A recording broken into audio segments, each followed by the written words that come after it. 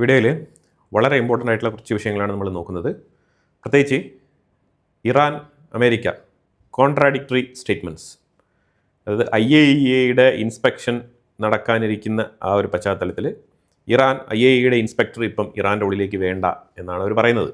കാരണം IRGCക്കും ഈ നെഗോസിയേഷൻ നടത്താൻ വന്ന ലിബറൽ IRGC ടീമിനും തമ്മിൽ അവിടെ തർക്കം.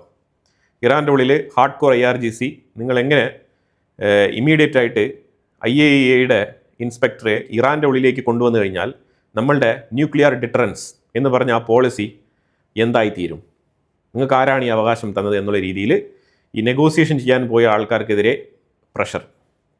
അതിനെ തുടർന്ന് ഇവർ ചാടിക്കെട്ടി നേരെ പോയിരിക്കുകയാണ് പാകിസ്ഥാനിൽ പോയിട്ട് ഷഹബാസ് ഷെരീഫിനെ കണ്ട് സംസാരിച്ചു, കാര്യങ്ങളൊക്കെ എക്സ്പ്ലെയിൻ ചെയ്തു. നമ്മൾ സംസാരിച്ച ഡീലല്ലല്ലോ അമേരിക്കയിൽ നിന്ന് മുന്നോട്ട് വെക്കുന്നത്, അവർ വേറൊരു രീതിയിൽ പോയിന്റുകളൊക്കെ നെറേറ്റ് ചെയ്യുകയാണ്, ഞങ്ങളുടെ ഫ്രോസൺ ഫണ്ട് റിലീസൊക്കെ അവരുടെ രീതിയിലേക്ക് മാറ്റിയിരിക്കുകയാണ്. അപ്പോൾ അത് ഒരു പരിധിവരെ ഞങ്ങൾ ഓക്കെ, അത് പണ്ടേ തടഞ്ഞു വെച്ചിരുന്ന ഒരു എമൗണ്ടാണ്, അപ്പോൾ ഏതെങ്കിലും തരത്തിൽ അത് ഇറാൻ്റെ ഉള്ളിൽ എത്തിക്കോട്ടെ എന്ന് പറഞ്ഞിട്ടാണ് ഞങ്ങളതിൽ ഫ്ലെക്സിബിലിറ്റി കാണിച്ചത്. പക്ഷേ വീണ്ടും ഇപ്പം IAEA ഇറാനുള്ളിലേക്ക് വരുത്തിക്കഴിഞ്ഞാൽ അത് ശരിക്കും ഇപ്പോഴത്തെ ഒരു സാഹചര്യത്തിൽ അത് സ്യൂട്ടബിൾ അല്ല എന്ന് പറഞ്ഞിട്ട് പാകിസ്ഥാൻ്റെ അടുത്ത് പോയിട്ട് തർക്കിച്ചിരിക്കുകയാണ്. അപ്പോൾ പാകിസ്ഥാൻ്റെ പ്രൈം മിനിസ്റ്റർ ഷഹബാസ് ഷെരീഫ് പറഞ്ഞത്, ഞങ്ങൾ നിങ്ങളോടൊപ്പമാണ്, ഞങ്ങൾ നിങ്ങൾക്ക് വിരോധമായിട്ടൊന്നും തന്നെ ചെയ്തിട്ടില്ല, ഡെഫിനറ്റ്ലി ഞങ്ങൾ ഒരു ഡൗൺ പ്ലേ ചെയ്യുന്ന രീതിയിലുള്ള കൺട്രിയല്ല. അതേപോലെ മുജ്തബ ഖമനേയി പേഴ്സണലി അപ്രിഷ്യേറ്റ് ചെയ്തിട്ടുണ്ട്, താങ്ക്സ് ഫോർ ട്രസ്റ്റിംഗ് പാകിസ്ഥാൻ എന്നൊക്കെ പറഞ്ഞുകൊണ്ട് വിശ്വസിക്കണം എന്നുള്ള രീതിയിൽ തന്നെയാണ് അങ്ങോട്ടും ഇങ്ങോട്ടും സ്റ്റേറ്റ്മെൻറ്റുകളൊക്കെ പറഞ്ഞ് കളിക്കുന്നത്. പക്ഷേ ഇതിനകത്തൊരു കാര്യം വളരെ വ്യക്തമാണ്, അമേരിക്കയുടെ മുന്നിൽ പോയിട്ട് എല്ലാം തലകുലിക്ക് സമ്മതിച്ചിട്ട് വന്നിട്ട് ഇപ്പോൾ പാകിസ്ഥാൻ ത്രൂ വീണ്ടും ഇറാൻ കൺവിൻസ് ചെയ്യാൻ ശ്രമിക്കുകയാണ് അമേരിക്കയെ. അതായത് IAEAയുടെ ഇൻസ്പെക്ഷൻ ഇപ്പം നടക്കില്ല, യുറേനിയം എൻറിച്ച്മെൻറ്റുമായിട്ട് ബന്ധപ്പെട്ട വിഷയത്തിൽ ഇപ്പോൾ ഉടനെ ഒരു വിട്ടുവീഴ്ചയ്ക്ക് തയ്യാറല്ല എന്നുള്ളതാണ് അവരുടെ നിലപാട്. ഇതുമായിട്ട് ബന്ധപ്പെട്ട് ട്രംപ് പെൻസിൽവേനിയയിൽ എത്തിയപ്പോഴത്തേക്കും അവിടെ മാധ്യമപ്രവർത്തകർ ഉടനെ തന്നെ ട്രംപിൻ്റെ അടുത്ത് പോയി ചോദിക്കുകയാണ്, മിസ്റ്റർ ട്രംപ്, ഇറാൻ ഇങ്ങനെയാണല്ലോ പറഞ്ഞുകൊണ്ടിരിക്കുന്നത്, ടോട്ടലി കോൺട്രാഡിക്ടറി സ്റ്റേറ്റ്മെൻറ്റാണ് വന്നുകൊണ്ടിരിക്കുന്നത്, അപ്പോൾ എന്താണ് ഇതിനൊരു സൊല്യൂഷൻ? ട്രംപിൻ്റെ പ്രതികരണം ചോദിച്ചപ്പോഴത്തേക്കും ട്രംപ് പറയുന്നത്, അവർ ഇൻസൈഡ് റൂമിൽ വെച്ചിട്ട് എല്ലാം ഓക്കെ പറഞ്ഞിട്ടാണ് പോയത്, 100% ദെയർ ഓക്കെ പറഞ്ഞിട്ടാണ് പോയത്. പിന്നെ അഥവാ അവർ നോ പറഞ്ഞിരുന്നുവെങ്കിൽ ഞാൻ ഈ ചർച്ച തന്നെ ക്യാൻസൽ ചെയ്തേനെ, ഒരിക്കലും ഈ ചർച്ചയ്ക്ക് മുന്നോട്ട് പോകില്ലായിരുന്നു. കാരണം അമേരിക്കയെ സംബന്ധിച്ചിടത്തോളം സ്ട്രേറ്റ് ഓഫ് ഹോർമോസ് ഓപ്പൺ ചെയ്യണം വിതൗട്ട് ടോൾ, അതുപോലെ തന്നെ ആണവായുധം പാടില്ല, ന്യൂക്ലിയർ എൻറിച്ച്മെൻറ്റും പാടില്ല, എൻറിച്ച്ഡ് യുറേനിയം ഡിസ്മാൻഡിൽ ചെയ്യണം. ഇതാണ് യുറേനിയവുമായിട്ട് ബന്ധപ്പെട്ട വിഷയമാണ് പ്രധാനം. ഈ രണ്ട് വിഷയങ്ങളാണ്, യുറേനിയവും സ്ട്രേറ്റ് ഓഫ് ഹോർമോസും, ഇതാണ് പ്രധാന വിഷയം ഞങ്ങളുടെ. അത് വളരെ വ്യക്തമായിട്ട് ട്രംപ് പറഞ്ഞു. വീണ്ടും ചോദ്യം ഉന്നയിക്കുമ്പോൾ ട്രംപ് ദേഷ്യപ്പെട്ടിട്ടാണ് പറഞ്ഞത്, അതായത് നിങ്ങൾക്ക് കോമൺ സെൻസിൽ നിങ്ങൾ ആലോചിച്ച് നോക്കൂ, ഇറാൻ പല രീതിയിൽ ബുദ്ധിമുട്ട് കാണും, inflation 300%, food problem, medicine problem, health problem, ആ രാജ്യത്തിൻ്റെ ഉള്ളിൽ പല രീതിയിലുള്ള പ്രോബ്ലംസ് ആണ്. ഈവൻ ഇൻഫ്ലേഷൻ തന്നെ 300% ഹൈക്ക് ചെയ്തിരിക്കുകയാണ്. പിന്നെ എങ്ങനെയാണ് അവർക്ക് മറ്റൊരു ഓപ്ഷൻ കിട്ടുക? അവർക്ക് ഓപ്ഷൻ ഇല്ല, ഓപ്ഷനെല്ലാം അമേരിക്കയുടെ കയ്യിലാണുള്ളത് എന്നുള്ള തരത്തിലാണ് ട്രംപ് സംസാരിക്കുന്നത്.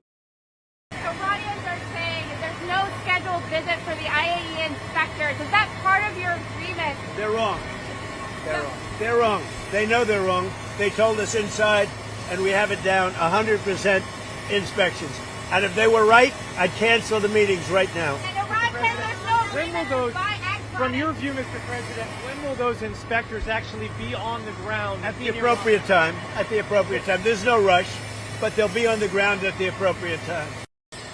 We're making an amazing deal with Iran.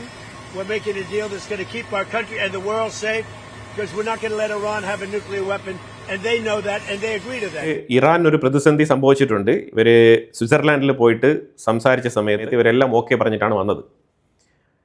അപ്പം അമേരിക്ക അവരുടെ ഫണ്ട് റിലീസ് ചെയ്യാനുള്ള, ഫ്രോസൺ ഫണ്ട് റിലീസ് ചെയ്യാനുള്ള മാർഗ്ഗങ്ങളൊക്കെ തയ്യാറാക്കി നിങ്ങളെ അറിയിക്കാമെന്നാണ് പറഞ്ഞയച്ചത്. അവർ തയ്യാറാക്കിയ രീതി എന്ന് പറഞ്ഞാൽ അമേരിക്കയുടെ ഫാം പ്രോഡക്ട്സ് ഇറാൻ്റെ ഉള്ളിൽ അയക്കാനുള്ള തീരുമാനമാണ് അവരെടുത്തത്. അത് പോരാഞ്ഞിട്ട് മാർക്കോ റൂബിയോ ഇന്ന് IAEAയുടെ പ്രതിനിധിയെ ഇറാൻ്റെ ഉള്ളിൽ അനുവദിക്കാത്തതുമായിട്ട് ബന്ധപ്പെട്ട് മാർക്കോ റൂബിയോ വളരെ ഹാർഷായിട്ടുള്ള സ്റ്റേറ്റ്മെൻറ്റാണ് പുറത്തുവിട്ടിരിക്കുന്നത്.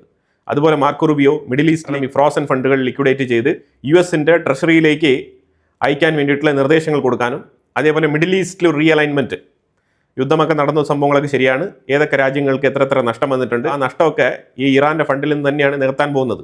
ആ സാഹചര്യത്തിലാണ് ഇറാൻ ഇത്തരത്തിലുള്ള ഒരു റിവൈസ്ഡ് റിക്വസ്റ്റുമായിട്ട് എത്തിയിരിക്കുന്നത്.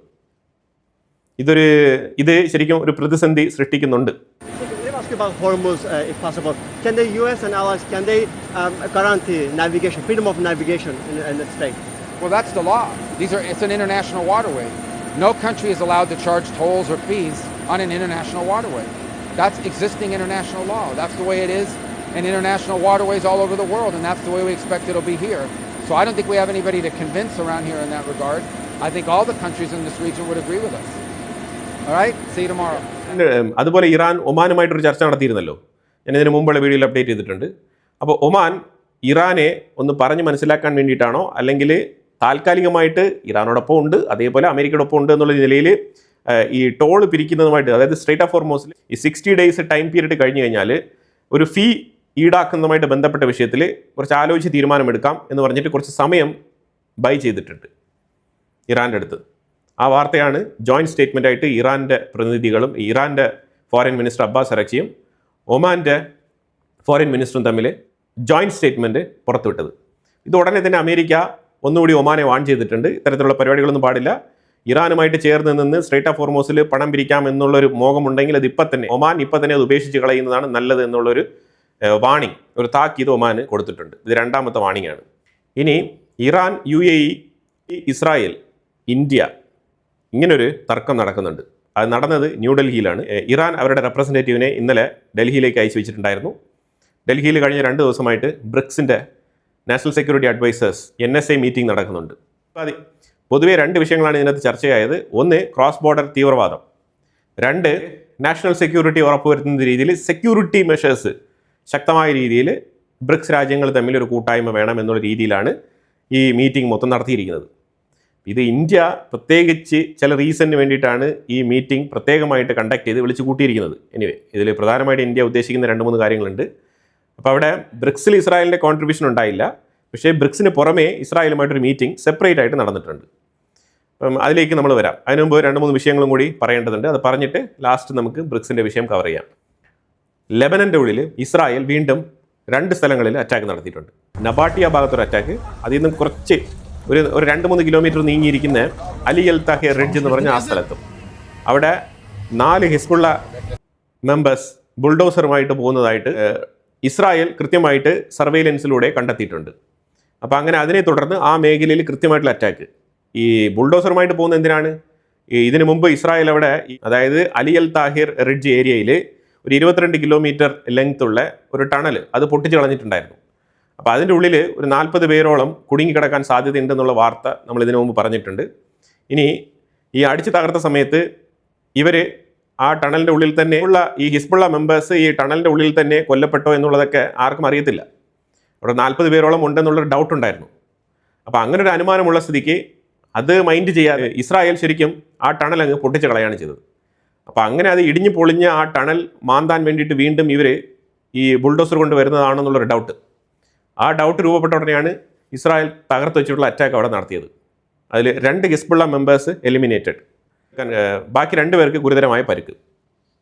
അപ്പോൾ എന്തായാലും ഈ അറ്റാക്കിനെതിരെ ഇറാൻ ഇതുവരെ ഒന്നും പറഞ്ഞിട്ടില്ല.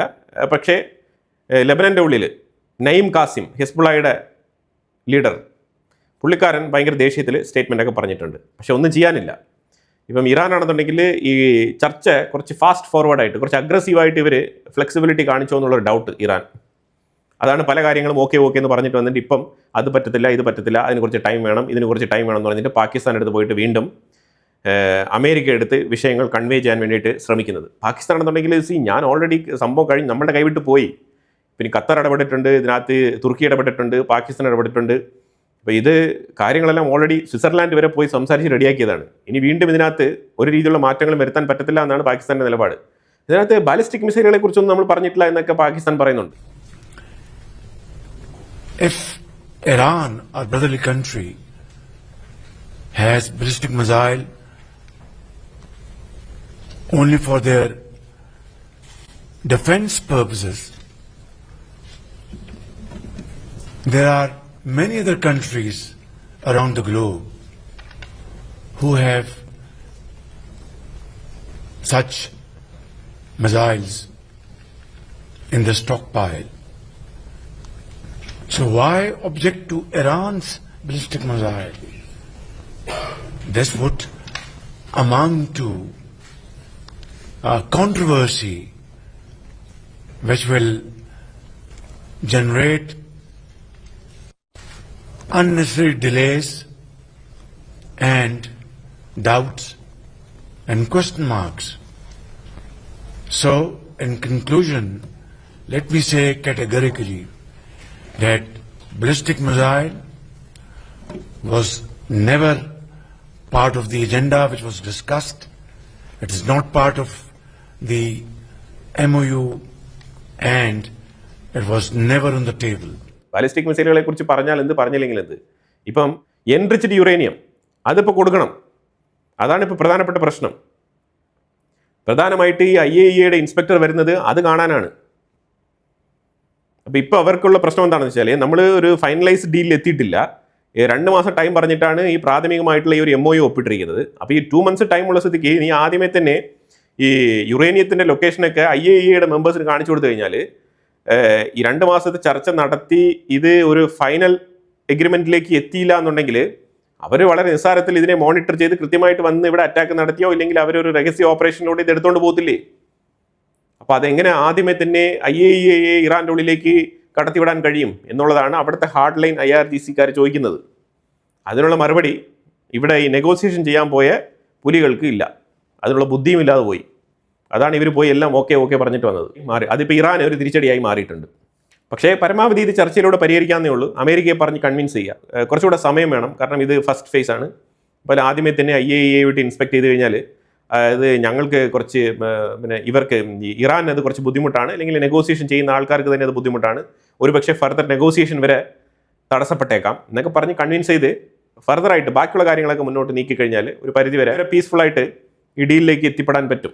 പക്ഷേ കൺവിൻസ് ചെയ്യണം. ഇനിയിപ്പോൾ പാകിസ്ഥാനോ അല്ലെങ്കിൽ ഇപ്പോൾ ഒരു പാകിസ്ഥാൻ അല്ലെങ്കിൽ ഒമാൻ അല്ലെങ്കിൽ ഖത്തർ ഈ രാജ്യങ്ങൾ ഇടപെട്ടിട്ട് ഒന്നുകൂടി ഈ പ്രതിസന്ധി പരിഹരിക്കേണ്ടിയിരിക്കുന്നു. അല്ലാന്നുണ്ടെങ്കിൽ സ്ട്രേറ്റ് ഓഫ് ഹോർമോസ് ഒക്കെ വീണ്ടും അടച്ചു പൂട്ടേണ്ടി വരും. പാകിസ്ഥാൻ്റെ പ്രധാനപ്പെട്ട പ്രശ്നം എന്താണെന്ന് പറഞ്ഞാൽ, ശരിക്കും അവർക്ക് വേണ്ട രീതിയിലുള്ള പ്രാധാന്യം കിട്ടിയിട്ടില്ല. ഈ പ്രാധാന്യം കിട്ടാത്തത് കൊണ്ട് തന്നെ ഇവർ സ്വിറ്റ്സർലാൻഡിൽ പീസ് ഡീൽ, സ്വിറ്റ്സർലാൻഡിൽ ഈ ഒരു MOU സൈൻ ചെയ്ത ഉടനെ തന്നെ പിറ്റേ ദിവസം തന്നെ ഇറാനെ പാകിസ്ഥാനിലേക്ക് വിളിച്ചു വരുത്തി, ഇൻവിറ്റേഷൻ കൊടുത്ത് പാകിസ്ഥാനിലേക്ക് വിളിച്ചു വരുത്തുകയാണ് ചെയ്തത്. ഇൻവിറ്റേഷൻ സ്വീകരിച്ചതിന് നന്ദി എന്ന് പറഞ്ഞിട്ട് ഒരു 10,000 പ്രാവശ്യം പാകിസ്ഥാൻ്റെ പ്രധാനമന്ത്രി സ്റ്റേജിൽ പറയുന്നുണ്ട്. മസൂദ് പെസസ്കിയാനെയൊക്കെ വിളിച്ചുകൊണ്ട് വന്ന് അവിടെ മരവും ചെടിയൊക്കെ നടിയിപ്പിച്ച് വെള്ളമൊക്കെ ഒഴിപ്പിച്ച് പല രീതിയിലുള്ള പ്രകടനങ്ങളാണ് പാകിസ്ഥാൻ അവിടെ കാഴ്ചവെച്ചത്. ഇനി അതൊരു സൈഡിൽ പോട്ടെ, അവർക്ക് കിട്ടിയ അവസരം അവർ ഏതെങ്കിലും തരത്തിലൊന്ന് പ്രകടിപ്പിക്കണമെന്ന് ആഗ്രഹിക്കുന്നുണ്ട്, അവർ നടത്തിക്കോട്ട്. അതേ സാഹചര്യത്തിൽ പാകിസ്ഥാൻ്റെ പ്രധാനമന്ത്രിയുടെ സംസാരമാണ് ഇതിലെല്ലാം കോമഡി.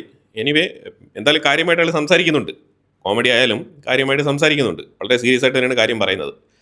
അപ്പം ഈ സാഹചര്യത്തിൽ പാകിസ്ഥാൻ എന്താണ് ചെയ്യുന്നത് പറഞ്ഞാൽ, പാകിസ്ഥാൻ ഇറാൻ്റെ ബാലിസ്റ്റിക് മിസൈൽ ക്യാരി ചെയ്യാനുള്ള അല്ലെങ്കിൽ സൂക്ഷിക്കാനുള്ള ആ ഒരു കപ്പാസിറ്റിയെ ഇവർ ഡിഫെൻഡ് ചെയ്യുകയാണ്. ഇറാനെ ഡിഫെൻഡ് ചെയ്യുന്ന പാകിസ്ഥാനെയാണ് നമുക്ക് ഇന്നലെ കാണാൻ കഴിഞ്ഞത്. എനിവേ 2 രാജ്യങ്ങൾ തമ്മിലുള്ള ബയലേറ്ററൽ മീറ്റിംഗ് നടക്കുമ്പോഴത്തേക്കും തീർച്ചയായിട്ടും ഒരു രാജ്യം മറ്റൊരു രാജ്യത്തിനെ സപ്പോർട്ട് ചെയ്ത് സംസാരിക്കുന്നതൊക്കെ ഓക്കെയാണ്. പക്ഷേ ഈ ഒരു സാഹചര്യത്തിൽ അമേരിക്കയാണ് ഈ ബാലിസ്റ്റിക് മിസൈലുകളുമായിട്ട് ബന്ധപ്പെട്ട തീരുമാനങ്ങളൊക്കെ എടുത്തിരിക്കുന്നത്. അപ്പോൾ ബാലിസ്റ്റിക് മിസൈലുകളെ കുറിച്ച് അമേരിക്ക തന്നെ 2 ദിവസങ്ങൾക്ക് മുമ്പ് ഇസ്രായേലിനെ കൺവിൻസ് ചെയ്യാൻ വേണ്ടിയിട്ട് ഇറാൻ്റെ ബാലിസ്റ്റിക് മിസൈൽ ഓക്കെയാണ് എന്നുള്ള നിലയിലുള്ള സ്റ്റേറ്റ്മെൻറ്റുകൾ പുറത്തുവിട്ടിരുന്നത്. JD വാൻസ് ഉൾപ്പെടെയുള്ള നേതാക്കളാണ് ഇതുമായിട്ട് ബന്ധപ്പെട്ട വാർത്ത ഓപ്പണായിട്ട് പറഞ്ഞത്. അതിനെ തുടർന്നാണ് പാകിസ്ഥാൻ ഇപ്പോൾ ഏറ്റു പറഞ്ഞിരിക്കുന്നത്. പക്ഷേ ഇത് ഇസ്രായേലിനൊരു ഭീഷണിയാണ്. ശരിക്കും ഈ ഇറാൻ്റെ ലോങ് റേഞ്ച് ബാലിസ്റ്റിക് മിസൈലുകൾ ഇസ്രായേലിന് ഭീഷണിയാണ്. കാരണം ബാലിസ്റ്റിക് മിസൈലിൻ്റെ വാർഹെഡിലാണല്ലോ ഈ ആണവായുധം ഘടിപ്പിക്കുന്നത്. ന്യൂക്ലിയർ വാർഹെഡ് അതിൽ വെച്ച് വിട്ട് കഴിഞ്ഞാൽ ഇസ്രായേൽ വരെ എത്തും. അല്ലാതെ പ്രത്യേകിച്ച് ഒരു മിസൈൽ ഉണ്ടാക്കേണ്ട ആവശ്യമൊന്നുമില്ല. വാർഹെഡ് അപ്പം അവിടെ ഇവർ ന്യൂക്ലിയർ വാർഹെഡ് മാത്രമാണ് ഈ ബാലിസ്റ്റിക് മിസൈൽ ഘടിപ്പിക്കേണ്ടത്. ഇത് ഒരു വലിയ പ്രശ്നമാണ്. അപ്പോൾ എന്തായാലും പാകിസ്ഥാൻ ഇപ്പം ഇറാൻ്റെ ബാലിസ്റ്റിക് മിസൈൽ നിർമ്മിക്കാനുള്ള അവകാശത്തെ സപ്പോർട്ട് ചെയ്തുകൊണ്ടാണ് മുന്നോട്ട് വന്നിരിക്കുന്നത്. അപ്പോൾ ഇതാണ് പാകിസ്ഥാൻ്റെ പ്രധാനപ്പെട്ട പ്രശ്നം. പാകിസ്ഥാനിന് ഒരു ഇമ്പോർട്ടൻസ് കിട്ടിയില്ല. അതുകൊണ്ട് നെക്സ്റ്റ് ഡേ തന്നെ ഇപ്പം ശരിക്കും ഒരു നെഗോസിയേഷൻ നടത്തുന്ന ഒരു രാജ്യം അല്ലെങ്കിൽ ഒരു മീഡിയേറ്ററായിട്ട് പ്രവർത്തിക്കുന്ന ഒരു രാജ്യം ഖത്തറിന് മുമ്പേ ഇവർക്ക് ക്രെഡിറ്റ് അടിച്ചെടുക്കാൻ വേണ്ടിയിട്ടാണ് ഇവർ പെട്ടെന്ന് തന്നെ തട്ടിക്കൂട്ടി ഇങ്ങനെ ഒരു മീറ്റിംഗ് അറേഞ്ച് ചെയ്തത്. ഈ ഡീൽ 2 മാസം മുന്നോട്ട് പോകേണ്ടതുണ്ട്, ഒരു ഫൈനൽ ഡീലിലേക്ക് എത്തേണ്ടതുണ്ട്. ഒരു ഫൈനൽ ഡീലിൽ എത്തിയിട്ട് ഇത്തരത്തിലുള്ള ഒരു ആഘോഷം നടത്തി കഴിഞ്ഞാൽ കുറച്ചുകൂടെ ബെറ്റർ, അതേപോലെ കുറച്ചുകൂടെ മെച്ചൂർഡ് ആയിട്ടുള്ള ഒരു ബിഹേവിയർ ആയിട്ട് കൺസിഡർ ചെയ്യപ്പെടും. ഇതാണ് പാകിസ്ഥാൻ ഇപ്പോൾ കാണിച്ചുകൊണ്ടിരിക്കുന്നത്. من به دعوت شما برادر گرامی من انشاءالله در هفته آینده به تهران سفر خواهم کرد برای اظهار تعظیم در خدمت جناب آیت الله خامنه‌ای. जिंदाबाद दोस्ती पाकिस्तान और Iran. دوستی پاکستان و ایران زنده باد. My dear brother, it's a great pleasure once again to welcome you to Pakistan and thank you very much for your kind acceptance of my invitation that you have landed at Islamabad after signing of Islamabad Memorandum of Understanding is a matter of great happiness and satisfaction for all of us. Your Excellency, please convey my warmest regards to His Eminence, the Supreme Leader, Ayatollah Mujtaba Khamenei, for his sagacious leadership that Iran has been able to achieve this MOU and as a result ceasefire with dignity and honor. ഇനി റഷ്യയും ഉക്രൈനുമായിട്ട് ബന്ധപ്പെട്ട വിഷയമാണ്. അത് പ്രത്യേകിച്ച് ഈ വാഗ്നാർ group എന്ന് പറഞ്ഞിട്ടൊരു group ഉണ്ടല്ലോ റഷ്യക്കുള്ളിൽ, വാഗ്നാർ റിബൽസ്. അപ്പോൾ ഈ റിബൽ ഗ്രൂപ്പുകൾ പുടിനെതിരെയാണ് അവർ ചരട് വലിക്കുന്നത്. ഇപ്പോൾ അങ്ങനെ ഒരു പുതിയ റിബൽ ഗ്രൂപ്പ് അവർ ഏതാണ്ട് മോസ്കോയിലേക്ക് യാത്രയായിരിക്കുകയാണ്. ഉക്രൈൻ്റെ താഴത്തെ പോർഷനിൽ നിന്ന്, ഞാൻ ഈ മാപ്പിൽ കാണിക്കുന്ന അവിടെ ആ ഒരു ആരോ മാർക്ക് കാണിക്കുന്ന ആ ഒരു എഡ്ജിൽ നിന്നും ഇവർ ട്രാവൽ ചെയ്ത് മോസ്കോയിലേക്കാണ് പോകുന്നത്. ഏതാണ്ട് ഒരു ഹാഫ് വേ പാസ്റ്റ് അവർ കഴിഞ്ഞു. അപ്പോൾ അവിടെ ഒരു ബാരിയർ ഉണ്ട്, ഒരു തടസ്സം സൃഷ്ടിക്കുന്ന ഒരു ഏരിയ ഉണ്ട്. ഒക്കാ റിവർ എന്ന് പറഞ്ഞ സ്ഥലത്ത് എത്തുമ്പോഴത്തേക്കും ഇവർക്കൊരു ബ്ലോക്കേഡ് ഉണ്ട് അവിടെ. അത് ശരിക്കും മോസ്കോയുടെ ഒരു എൻട്രി പോയിന്റ് ആണത്, ഒക്കാ റിവർ. അപ്പോൾ ആ റിവർ വരെ ഇവർ പോകാനാണ് പ്ലാൻ ചെയ്തിരിക്കുന്നത്. മോസ്കോയിൽ പുടിൻ ഇല്ല എന്നുള്ള തരത്തിലൊക്കെ ഇവർ റൂമേഴ്സ് ഒക്കെ അടിച്ചിറക്കുന്നുണ്ട്. മോസ്കോയിൽ പുടിനുണ്ട്. പുടിൻ യൂറോപ്യൻ രാജ്യങ്ങൾക്കെതിരെയും നാറ്റോ രാജ്യങ്ങൾക്കെതിരെയും ഇന്നലെ ഒരു സ്പീച്ച് കൊടുത്തിട്ടുണ്ട്. പബ്ലിക്കായിട്ട് തന്നെ സ്പീച്ച് കൊടുത്തിരിക്കുന്നത്. മോസ്കോയിലുണ്ട് ആൾ. പക്ഷേ ഇവർ പറയുന്നത് ക്രെംലിനിലില്ല, പുടിൻ ഒളിച്ചോടി എന്നുള്ള തരത്തിലുള്ള സ്റ്റേറ്റ്മെൻ്റൊക്കെ ഇവർ പറയുന്നുണ്ട്.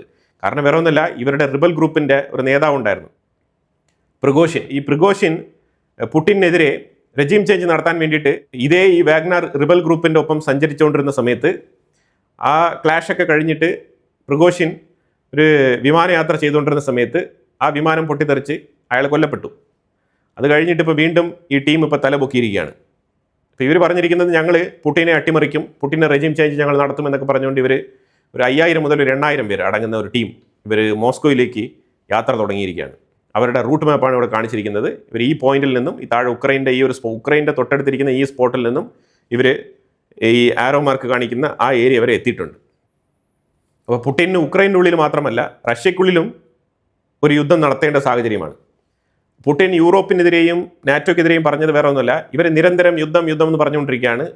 അവർ ആയുധങ്ങൾ നിരന്തരം വാങ്ങിച്ചു കൂട്ടുന്നുണ്ട്, നിരവധി സോൾജേഴ്സിനെ അവർ ഡിപ്ലോയ് ചെയ്യുന്നുണ്ട്. ഇതെല്ലാം തന്നെ റഷ്യയെ വീണ്ടും പ്രകോപിക്കുന്നതിന് തുല്യമാണ്. സോ ഞങ്ങൾ എഫക്റ്റീവായിട്ടുള്ള അറ്റാക്ക് നടത്തും. പിന്നെ ആ സമയത്ത് നിങ്ങൾ കുറ്റം പറയരുത്, തീവ്രവാദപരമായിട്ടുള്ള ആക്രമണങ്ങൾ നടത്തുന്നു എന്ന് പറയരുത്. കാരണം ഇപ്പുറത്ത് റഷ്യക്കുള്ളിൽ താമസിക്കുന്ന ജനങ്ങളുടെ സുരക്ഷ ഉറപ്പുവരുത്തുക എന്നുള്ളത് ഞങ്ങളുടെ ചുമതലയാണ്. സോ ഞങ്ങൾ ഹാർഡായിട്ട് തന്നെ അറ്റാക്ക് നടത്തും എന്നുള്ളൊരു വാണിംഗ്, ഒരു മുന്നറിയിപ്പാണ് പുടിൻ കൊടുത്തിരിക്കുന്നത്. അതായത് something going to happen big, അതാണ് ആ മെസ്സേജ്. ഇനി റൊമാനിയ എന്ന് പറഞ്ഞ രാജ്യം ബ്ലാക്ക് സീഡ് അവിടെ ശരിക്കും അവരുടെ ഒരു ടെറിട്ടറിയിൽ വലിയൊരു LNG ശേഖരം കണ്ടെത്തിയിട്ടുണ്ട്. ഇവർ കണ്ടെത്തി കുറച്ച് നാളായി. ഇതിന് വേണ്ടിയിട്ടുള്ള ഡ്രില്ലിംഗ് മെഷീൻ, അതിൻ്റെ സെറ്റപ്പ്, ഇത് കുഴിച്ചെടുക്കണമല്ലോ, അതുമായിട്ട് ബന്ധപ്പെട്ട ഡ്രില്ലിംഗ് സെറ്റപ്പിന് വേണ്ടിയിട്ടുള്ള പ്ലാറ്റ്ഫോം അതിപ്പോൾ ഇന്ന് എത്തിയിട്ടുണ്ട്. വന്നുകൊണ്ടിരിക്കുന്ന ആ ഒരു വീഡിയോ ആണ് ഇവിടെ ഞാൻ ആഡ് ചെയ്തിരിക്കുന്നത്. ഇപ്പോൾ യൂറോപ്പ് വളരെ ഹാപ്പിയാണ്. കാരണം റൊമാനിയ ഇത്തരത്തിൽ മാസീവ് ക്വാണ്ടിറ്റിയിൽ LNG ഉൽപ്പാദിപ്പിച്ചു കഴിഞ്ഞാൽ യൂറോപ്പിനൊരു പരിധിവരെ ഗ്യാസിൻ്റെ പ്രതിസന്ധി പരിഹരിക്കാൻ പറ്റും എന്നവർ ഉറച്ച് വിശ്വസിക്കുന്നുണ്ട്. അപ്പോൾ ഇതെന്തായാലും ഓൾമോസ്റ്റ് ഉറപ്പിച്ച മട്ടാണ്. അപ്പോൾ അവർ പ്ലാറ്റ്ഫോം തയ്യാറാക്കുന്ന പണിയിലാണ്.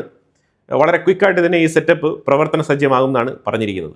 അപ്പം പരമാവധി അമേരിക്കയുടെ ഉള്ളിൽ അതേപോലെ ഇസ്രായേലിൻ്റെ ഉള്ളിലും ഈ ഇറാൻ ഇത്തരത്തിലുള്ള ഫ്രീ ആയിട്ടുള്ള ഒരു ഓയിൽ സെയിൽ ചെയ്യാനുള്ള പെർമിഷൻ അമേരിക്ക കൊടുത്തു കഴിഞ്ഞാൽ, വെദർ ഇറ്റ് ഈസ് ഡോളർ, ഈ ഏതൊരു കറൻസിയിലും അവർ ഈ എണ്ണ വിൽപ്പന നടത്തിക്കോട്ടെ, ഇവിടെ കറൻസിക്ക് ഇസ്രായേലിനെ സംബന്ധിച്ചിടത്തോളം യാതൊരു പ്രാധാന്യമില്ല. അവർ ഈ പണം ഉപയോഗിച്ചുകൊണ്ട് അവരുടെ മിലിറ്ററി പവർ ശക്തിപ്പെടുത്തത്തില്ല എന്ന് എന്താണ് ഉറപ്പ്? അവരങ്ങനെ അഥവാ ഈ ഒരു മിലിറ്ററി റെജീം അവരുടെ ശക്തിപ്പെടുത്തിക്കൊണ്ട് IRGC വളരെ ശക്തമായിട്ട് തന്നെ പ്രോക്സികളെ പരിപോഷിപ്പിച്ച് ഇസ്രായേലിനെതിരെ വീണ്ടും വരില്ലേ എന്നുള്ളൊരു ചോദ്യം. ഇപ്പം ട്രംപ് അതിന് പറഞ്ഞ മറുപടി എന്ന് പറഞ്ഞാൽ അവർ നമ്മുടെ അടുത്ത് പ്രോമിസ് ചെയ്തിട്ടുണ്ട്. എന്താണ് പ്രോമിസ് ചെയ്തിട്ടുണ്ടെന്ന്? തീവ്രവാദികൾക്ക് എന്ത് പ്രോമിസ്? ഇതൊക്കെ തക്കിയായിൽ പെടുന്ന കാര്യങ്ങളാണ്. അവരിങ്ങനെയൊക്കെ ഓക്കെ എന്നൊക്കെ പറയും, പക്ഷേ അവരുടെ തലച്ചോറിൽ അവർ കൃത്യമായിട്ട് ഫീഡ് ചെയ്തിട്ടുണ്ട് അവരെന്ത് ചെയ്യണം എന്നുള്ളത്. അതുകൊണ്ട് ഈ മനുഷ്യന്മാരെ പറ്റിക്കുന്നത്, ജിഹാദിൻ്റെ മുന്നിൽ മനുഷ്യന്മാരെ പറ്റിക്കുന്നത് കുറ്റകരമായിട്ടുള്ളൊരു വിഷയമല്ല, അത് ശരിക്കും പറഞ്ഞാൽ കൂലി കിട്ടുന്ന വിഷയമാണ്. അപ്പം അവർ ശരിക്കും ഇങ്ങനെയൊക്കെ ആൾക്കാരെ പറഞ്ഞു പറ്റിക്കും. ഞങ്ങൾ അങ്ങനെയൊന്നും ചെയ്യത്തില്ല എന്നൊക്കെ പറയും. അങ്ങനെയാണെന്നുണ്ടെങ്കിൽ പിന്നെ അവർ ഹിസ്ബുള്ളയ്ക്ക് വേണ്ടിയിട്ട് കരയുന്നതിന്, ഹമാസിന് വേണ്ടി കരയുന്നതിന്, അവർ ഇറാഖിൽ കിടക്കുന്ന 64ഓളം പ്രോക്സികൾക്ക് വേണ്ടിയിട്ട് കരയുന്നതിന്, സിറിയയിലെ അസാദ് റെജീം മാറിയപ്പോൾ ഇറാൻ കരഞ്ഞതെന്തിനാണ്? ട്രംപിനെ തൽക്കാലം പൊളിറ്റിക്കൽ ലാഭത്തിന് വേണ്ടിയിട്ട് ട്രംപ് പല കാര്യങ്ങളും മാറ്റിയും മറിച്ചും തിരിച്ചൊക്കെ സംസാരിക്കുന്നുണ്ട്. പക്ഷേ യാഥാർത്ഥ്യത്തിൽ ഇറാൻ്റെ സൈഡിൽ നിന്ന് വരുന്ന സ്റ്റേറ്റ്മെൻറ്റുകൾ കോൺട്രാഡിക്ടറി ആണ്. അതാണ് യാഥാർത്ഥ്യം. അവർ തീർച്ചയായിട്ടും എണ്ണ വിറ്റ് കഴിഞ്ഞാൽ അവരവരുടെ ആയുധങ്ങൾ ശക്തിപ്പെടുത്തും, അത് ഉറപ്പാണ്. അവർ ഒളിച്ചും മറച്ചും ഈ ആയുധങ്ങൾ ഇത്രത്തോളം പൂഴ്ത്തി വെച്ചത് കൊണ്ടാണല്ലോ അവർക്ക് അമേരിക്കയും ഇസ്രായേലും തമ്മിൽ ചേർന്ന് ഇറാനെ അറ്റാക്ക് ചെയ്തപ്പോൾ അവർക്ക് അറ്റ്ലീസ്റ്റ് തിരിച്ചടിക്കാൻ കപ്പാസിറ്റി ഇല്ലാത്ത മിഡിൽ ഈസ്റ്റ് രാജ്യങ്ങൾക്ക് മേലെങ്കിലും 1-2 മിസൈലുകൾ വിടാൻ പറ്റിയത്. അല്ലാന്നുണ്ടെങ്കിൽ അവരെന്ത് ചെയ്തേനെ? ഇപ്പോൾ അവരുടെ കയ്യിൽ ആ മിസൈലുകൾ കൂടിയില്ല, എന്ത് ചെയ്തേനെ? സോ അവർ വീണ്ടും ലോങ് റേഞ്ച് മിസൈലുകൾ, ബാലിസ്റ്റിക് മിസൈലുകൾ നിർമ്മിക്കും, അത് ഉറപ്പാണ്. ട്രംപിന് ഇങ്ങനെയൊക്കെ ഡയലോഗുകൾ പറഞ്ഞിട്ട് ഉരുണ്ട് കളിക്കാം. 2 വർഷം കഴിഞ്ഞാൽ ട്രംപിനെ വീട്ടിൽ പോകാമല്ലോ. അത് കഴിഞ്ഞിട്ട് വരുന്നവർ പിന്നീടുള്ള കാര്യം നോക്കും. ഈ ഗാസയിൽ ഒരു ജേർണലിസ്റ്റ് കൊല്ലപ്പെട്ടു എന്ന് പറഞ്ഞിട്ട് അൽ ജസീറ ഭയങ്കര കരച്ചിൽ. അപ്പോൾ ഈ കരച്ചിൽ കേട്ടപാടെ ഇസ്രായേൽ ഒരു വീഡിയോ പുറത്തിറക്കിയിട്ടുണ്ടായിരുന്നു. ആ വീഡിയോയിൽ ഇയാൾ അൽ ജസീറയുടെ ഫോട്ടോഗ്രാഫർ അല്ല, ഇയാൾ എടുത്ത ഫോട്ടോ ഒരു പക്ഷേ അൽ ജസീറ ഉപയോഗിച്ചിട്ടുണ്ടാവാം. ഇല്ലാന്നുണ്ടെങ്കിൽ ഗാസയിലുള്ള പല ആൾക്കാരെയും അൽ ജസീറയുടെ ഏജൻ്റായിട്ട് അൽ ജസീറ ഉപയോഗിക്കുന്നുണ്ടാവും. കാരണം ഗാസയിലുള്ള വിവരങ്ങളൊക്കെ കിട്ടണമല്ലോ. അപ്പോൾ അൽ ജസീറയ്ക്ക് അവിടെ നിന്ന് റിയൽ ടൈം ഫൂട്ടേജസും കാര്യങ്ങളൊക്കെ കിട്ടണമെന്നുണ്ടെങ്കിൽ അവിടുത്തെ ഏതെങ്കിലുമൊക്കെ ആൾക്കാരെ ഇവരുടെ ഏജൻ്റായിട്ട് അവിടെ നിർത്തിയിട്ടുണ്ടാവും. അത് ഇവർ പുറത്തുനിന്ന് ആളിനെ വിടുന്നതല്ല, അവിടുത്തെ ആൾക്കാരെ തന്നെയാണ് ഇവർ സെലക്ട് ചെയ്യുന്നത്. പക്ഷേ അൺഫോർച്ചുനേറ്റ്ലി അയാൾ ഹമാസിൻ്റെ ഏജൻ്റാണെന്നുള്ളതാണ് ഇസ്രായേലിൻ്റെ വാദം. അത് വാദം മാത്രമല്ല, തെളിവ് സഹിതമുള്ള ഫൂട്ടേജസ് അവർ പുറത്തിറക്കിയിട്ടുണ്ട്. ഇയാൾ തോക്കെടുത്ത് ഹമാസിനോടൊപ്പം തന്നെയാണ് സഞ്ചരിക്കുന്നത്. ഇയാളൊരു ഹമാസ് മെമ്പറാണ്. അപ്പം ഇസ്രായേൽ ചോദിക്കുന്നത് ആദ്യം ഇയാൾ ഹമാസ് മെമ്പറാണ്, പിന്നീടാണ് അൽ ജസീറ. അപ്പം അതുകൊണ്ട് അൽ ജസീറ അല്ല, പിന്നെ BBC അല്ല, CNN അല്ല, വാഷിങ്ടൺ പോസ്റ്റ് അല്ല, എവിടെ ഇയാൾ പണിയെടുത്താലും ഇയാൾ ഹമാസ് മെമ്പർ ആയിരിക്കുന്ന സ്ഥിതിക്ക് ഇസ്രായേലിൻ്റെ നോട്ടപ്പുള്ളിയാണ്. അതിന് യാതൊരു മാറ്റമില്ല. ഹമാസിനെ എലിമിനേറ്റ് ചെയ്യാനാണല്ലോ ഇസ്രായേൽ ഗാസയ്ക്കുള്ളിൽ യുദ്ധം നടത്തുന്നത്. അപ്പോൾ പിന്നെ തീർച്ചയായിട്ടും ഇസ്രായേൽ അവരുടെ ഡ്യൂട്ടിയാണ് ചെയ്തത് എന്നുള്ളതാണ് അവരുടെ വാദം. അങ്ങനെ അൽ ജസീറയുടെ ഞങ്ങളുടെ പത്രപ്രവർത്തകനെ, ഞങ്ങളുടെ ജേർണലിസ്റ്റിനെ ഇസ്രായേൽ ആക്രമിച്ച് കൊലപ്പെടുത്തി എന്ന് പറഞ്ഞ ആ ഒരു വാദം പൊളിച്ചടുക്കി കൊടുത്തിരിക്കുകയാണ് ഇസ്രായേൽ. ഇനി നമ്മൾ ഇന്ത്യയുടെ ബ്രിക്സ് മീറ്റിങ്ങുമായിട്ട് ബന്ധപ്പെട്ട് ഒരു ക്രൂഷ്യൽ ആയിട്ടുള്ള വിഷയം പൊയ്ക്കൊണ്ടിരിക്കുകയാണ്. ഞാൻ ഇതിന് മുമ്പുള്ള വീഡിയോയിൽ തന്നെ പറഞ്ഞിട്ടുണ്ടായിരുന്നു, ഇന്ത്യ UAEക്ക് ബ്രഹ്മോസ് കൊടുക്കുന്നു, അത് ഉറപ്പാണ്, അതിൽ യാതൊരു മാറ്റമില്ല. പക്ഷെ അത് ഇറാന് താല്പര്യമില്ല. ഇറാൻ ഓപ്പൺ ആയിട്ട് തന്നെ ഇന്നലത്തെ ബ്രിക്സ് മീറ്റിങ്ങിൽ NSA നാഷണൽ സെക്യൂരിറ്റി അഡ്വൈസർ നടത്തിയ ബ്രിക്സ് സെക്യൂരിറ്റി മീറ്റിങ്ങിൽ അതിന് ഓപ്പൺ ആയിട്ട് തന്നെ ഇറാൻ എതിർത്തു. അങ്ങനെ ഇറാനും UAEയും പൊരിഞ്ഞ വഴക്കായിരുന്നു ഇന്ത്യയിലെ ബ്രിക്സ് മീറ്റിൽ വെച്ചിട്ട്. അപ്പോൾ അവിടെ എന്താണ് സംഭവം എന്ന് പറഞ്ഞാൽ, അവിടെ ഇന്ത്യയുടെ നിലപാടാണ് പറഞ്ഞത്. ഇന്ത്യ UAEക്ക് മാത്രമല്ല, ഇന്ത്യ ഫ്രണ്ട്ലി ട്രസ്റ്റഡ് ആയിട്ട് തോന്നുന്ന ഇന്ത്യയുടെ ഫ്രണ്ട്ലി നേഷൻസ്, അതേപോലെ തന്നെ ഇന്ത്യയുടെ ട്രസ്റ്റഡ് പാർട്ട്നേഴ്സ് ആയിട്ടുള്ള രാജ്യങ്ങൾക്ക് ഇന്ത്യ വെപ്പൺ സെയിൽ ചെയ്യും. അർമേനിയയ്ക്ക് കൊടുക്കുന്നുണ്ട്, അതുപോലെ ഫിലിപ്പൈൻസിന് കൊടുക്കുന്നുണ്ട്, അതുപോലെ തന്നെ ഇന്തോനേഷ്യയ്ക്ക് കൊടുക്കാൻ തയ്യാറാണ്, അതുപോലെ വിയറ്റ്നാമിന് കൊടുക്കുന്നുണ്ട്. സോ UAEക്ക് കൊടുക്കുന്നുണ്ട്. അതിനിപ്പോൾ എന്താണ് പ്രശ്നം? UAEയെ ശക്തമായ രീതിയിൽ ടാർഗറ്റ് ചെയ്തിരുന്നു ഇറാൻ. അതാണ് യാഥാർത്ഥ്യം. UAE ഇറാൻ തമ്മിലുള്ള പ്രശ്നം പണ്ടേ ഉള്ളതാണ്. ഐലൻഡ് തർക്കം തൊട്ട് ഇവർ തമ്മിൽ വലിയ രീതിയിലുള്ള പ്രശ്നങ്ങളൊക്കെ പണ്ടേ ഉണ്ട്. അപ്പോൾ അതിൻ്റെ ഒരു വെറുപ്പ് ഇറാൻ കാണിക്കുന്നുണ്ട്, വിയോജിപ്പ് ഇറാൻ കാണിക്കുന്നുണ്ട്. അതിന് പുറമെ ഔട്ട് ഓഫ് ദ കോണ്ടാക്സ്റ്റിൽ ബ്രിക്സിന് പുറമെ ഇന്ത്യയുടെ ഡിഫൻസ് മിനിസ്ട്രിയും ഇസ്രായേലിൻ്റെ റെപ്രസെൻറ്റേറ്റീവും തമ്മിൽ ഒരു മീറ്റിംഗ്.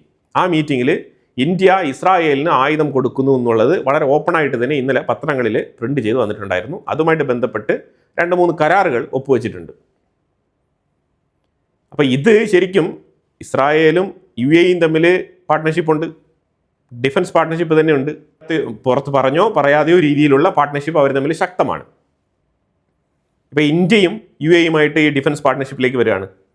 ഇത് ശരിക്കും ഇറാനെ അസ്വസ്ഥപ്പെടുത്തുന്നുണ്ട്.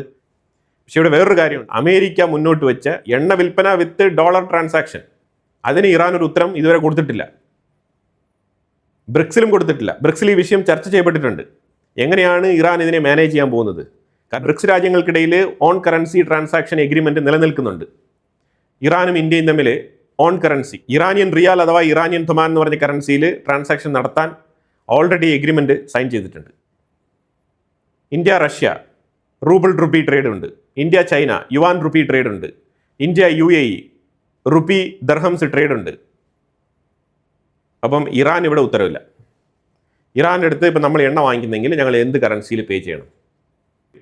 ഇവിടെ ശരിക്കും പറഞ്ഞാൽ ബ്രിക്സിനൊരു പ്രതിസന്ധി ഉണ്ട്. അപ്പം ഇതൊരു പരിധിവരെ ഈ ബ്രിക്സ് എന്ന് പറയുന്ന ഒരു എക്കണോമിക് ഫോറമായിട്ട് നിലനിർത്തിക്കൊണ്ട് അറ്റ്ലീസ്റ്റ് ഈ തീവ്രവാദത്തിനെതിരെ അതേപോലെ തന്നെ നാഷണൽ സെക്യൂരിറ്റിയുടെ വിഷയങ്ങൾ, ഇങ്ങനെയുള്ള വിഷയങ്ങളൊക്കെ ചർച്ച നടത്തിക്കൊണ്ട്, അതായത് ഇന്റർണൽ കോൺഫ്ലിക്റ്റുകൾ, ഒരു രാജ്യത്തിൻ്റെ ഉള്ളിൽ നടക്കുന്ന പ്രതിസന്ധികൾ, ഇതുമായിട്ടൊക്കെ ബന്ധപ്പെട്ട് ബ്രിക്സ് രാജ്യങ്ങൾ തമ്മിലുള്ള സെക്യൂരിറ്റി ഇഷ്യൂസ് ഇതൊക്കെ ഡീൽ ചെയ്ത് മുന്നോട്ട് പോകാം എന്നാണ് തീരുമാനിച്ചിരിക്കുന്നത്. ബ്രിക്സ് രാജ്യങ്ങളുടെ ഉള്ളിലേക്ക് മാത്രം ഒതുങ്ങി നിന്നുകൊണ്ടുള്ള കച്ചവടം ഇന്ത്യയെ പോലത്തെ ഒരു രാജ്യത്തിന് പറ്റത്തില്ല. ഇന്ത്യക്ക് കുറച്ചുകൂടെ ബിയോണ്ട് ആയിട്ട് ചിന്തിക്കേണ്ടി വരും. അതാണ് ഇന്ത്യ കുറച്ച് ബ്രോഡ് പിക്ചറിൽ, കുറച്ച് മെച്യൂർഡ് ലെവലിൽ ഇറാൻ്റെ അടുത്ത് പറഞ്ഞ് മനസ്സിലാക്കി കൊടുത്തത്. കാരണം നിങ്ങൾ ഞങ്ങളുടെ ഡിഫൻസ് മാനുഫാക്ചറിങ് ഞങ്ങൾ ചെയ്യുന്നത് ഇത് വിൽക്കാനാണ്. പരമാവധി ഫീസിബിൾ ആയിട്ടുള്ള രാജ്യങ്ങൾക്ക്, അത് ഞങ്ങളുമായിട്ട് നല്ല രീതിയിൽ ബന്ധമുള്ള രാജ്യങ്ങൾക്കെങ്കിലും ഇത് ഞങ്ങൾ കൊടുക്കണം. അല്ലാതെ നമ്മൾ പൂഴ്ത്തി വെച്ചുകൊണ്ടതിൻ്റെ കാര്യമല്ലല്ലോ. നമുക്ക് ഡിഫൻസ് മേഖലയിൽ എന്തെങ്കിലുമൊക്കെ നമ്മളും വിൽപ്പന നടത്തി എന്തെങ്കിലുമൊക്കെ ഗെയിൻ ചെയ്യണ്ടേ? അല്ലാതെ പിന്നെ ഇത്രമാത്രം പ്രൊഡക്ഷൻ ചെയ്തിട്ട് എന്ത് കാര്യമാണുള്ളത്? അപ്പോൾ ഇത് പറഞ്ഞ് മനസ്സിലാക്കി കൊടുത്തിട്ടുണ്ട്.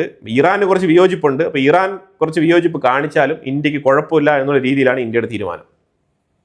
ഇറാൻ്റെ പേരിൽ UAEക്ക് ബ്രഹ്മോസ് മിസൈൽ കൊടുക്കുന്ന ഡീലിൽ നിന്നും ഇന്ത്യ പിന്മാറില്ല. അത് അർത്ഥശങ്കയ്ക്ക് ഇടയില്ലാതെ ഇറാൻ്റെ മുഖത്ത് നോക്കി കൃത്യമായിട്ട് ഇന്ത്യ പറഞ്ഞിട്ടുണ്ട്. ഇനി ഇറാൻ ഇന്ത്യയുമായിട്ട് ഏത് നിലപാടെടുത്താലും അത് സ്വീകരിക്കാൻ ഇന്ത്യ തയ്യാറുമാണ്. ഇതാണ് ഇന്നലെ ബ്രിക്സ് മീറ്റിംഗിൽ നടന്ന ഇന്ത്യ, UAE, ഇറാൻ ഈ 3 രാജ്യങ്ങൾ തമ്മിൽ നടന്ന കോൺവെർസേഷനിൽ ഇന്ത്യ എടുത്തിരിക്കുന്ന ഡിസിഷൻ. ഈ ഡിസിഷൻ വളരെ പവർഫുള്ളാണ്. കാരണം മിഡിൽ ഈസ്റ്റ് മേഖലയിലേക്ക് ഇന്ത്യക്ക് ഒരു എൻട്രി അത് വളരെ അനിവാര്യമാണ്. ഈ മിഡിൽ ഈസ്റ്റ് മേഖലയിൽ പോലും ശക്തമായിട്ട് ഇന്ത്യക്ക് ഇന്ത്യയുടെ സാന്നിധ്യം അറിയിക്കാൻ കഴിയുന്നില്ല എങ്കിൽ പിന്നെ നമ്മൾ എങ്ങനെയാണ് ഒരു സൂപ്പർ പവറായിട്ട് മാറാൻ പോകുന്നത്? പ്രത്യേകിച്ച് UAE പോലത്തെ ഒരു രാജ്യം, പരമാവധി ഇന്ത്യക്കാർക്ക് UAE ഒരു സെക്കൻഡ് ഹോമാണ്. ഇന്ത്യക്ക് പുറത്ത് ഇന്ത്യക്കാർ ഏറ്റവും കൂടുതൽ താമസിക്കുന്ന ഒരു രാജ്യം. അവിടെ ഇന്ത്യ ഡിഫൻസ് സപ്പോർട്ട് കൊടുക്കുന്നതിൽ യാതൊരു തെറ്റുമില്ല. അത് ഇന്ത്യക്ക് ഗുണമേ ചെയ്യുള്ളൂ, ഒരിക്കലും ദോഷം ചെയ്യില്ല. പിന്നെ മിഡിൽ ഈസ്റ്റ് മേഖലയിൽ ഇന്ത്യ എതിർക്കുന്ന മറ്റുള്ള മതപരമായ ചിന്താഗതികൾ വെച്ചുകൊണ്ട് ഇന്ത്യ എതിർക്കുന്ന മറ്റുള്ള ചില രാജ്യങ്ങളുണ്ട്. അവർക്കും കൂടി ഇത് ഇന്ത്യ നൽകുന്ന ഒരു പാഠമാണ്. അപ്പോൾ എന്തായാലും വളരെ ഇമ്പോർട്ടൻ്റ് ആയിട്ടുള്ള വിഷയങ്ങളാണ് നമ്മൾ വീഡിയോയിൽ പങ്കുവച്ചത്. ഇതിനെക്കുറിച്ചുള്ള അഭിപ്രായങ്ങൾ കമൻറ്റ് ബോക്സിൽ രേഖപ്പെടുത്തുക. കൂടുതൽ വാർത്തകളുമായിട്ട് അടുത്ത വീഡിയോയിൽ വരാം. Thank you so much.